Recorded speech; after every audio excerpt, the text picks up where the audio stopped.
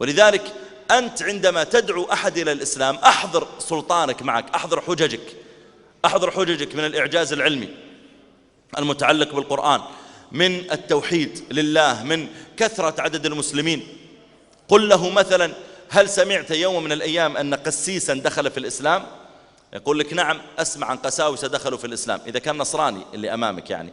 قل: طيب هل سمعت يوم من الأيام أن عالم من علماء المسلمين ولا شيخ من مشايخهم ولا إمام مسجد تنصر؟ يقول لك: لا. فاسأله عند ذلك. قل: طيب ليش أنتم مشايخكم يسلمون وإحنا مشايخنا ما يتنصرون؟ ليش؟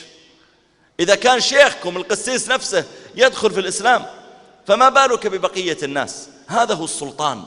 ولذلك هنا أصحاب الكهف يقولون لملكهم: إحنا ممكن نعبد آلهتك لكن اقنعنا، لولا يأتون عليهم بسلطان بين فمن أظلم ممن افترى على الله كذبا، اقنعنا أيها الملك.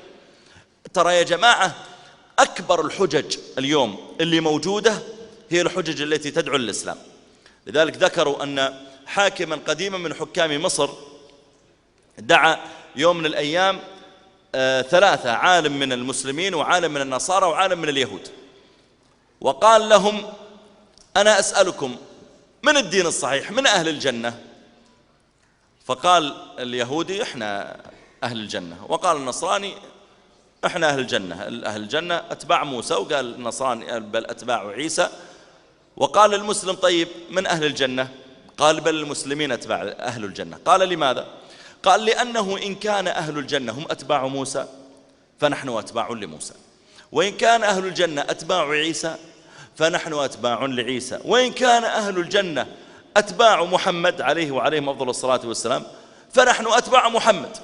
ولذلك حتى أنت لما تقيم سلطان التوحيد على إنسان نصراني وتدعوه إليه، لا تقول له: أريدك تكفر بعيسى وتؤمن بمحمد صلى الله عليه وسلم، لا، قل: أريدك تبقى مؤمنا بعيسى وتزيد على إيمانك بعيسى إيمانك بأخي محمد عليه الصلاة والسلام.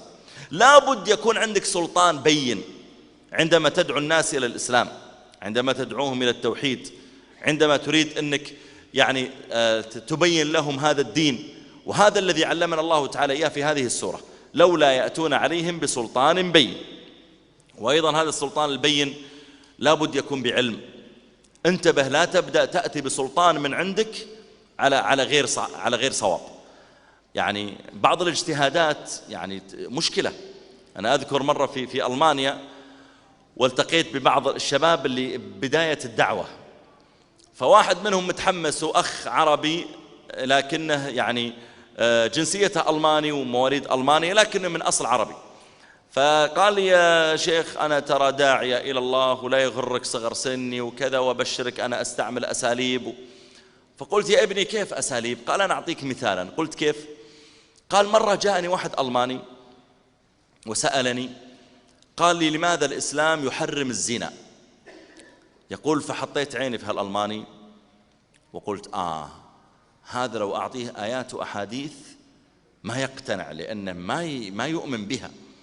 خلني أناقشه عقليا، كما أن النبي عليه الصلاة والسلام لما جاء إليه شاب وقال: يا رسول الله أذن لي بالزنا، ناقشه عقليا.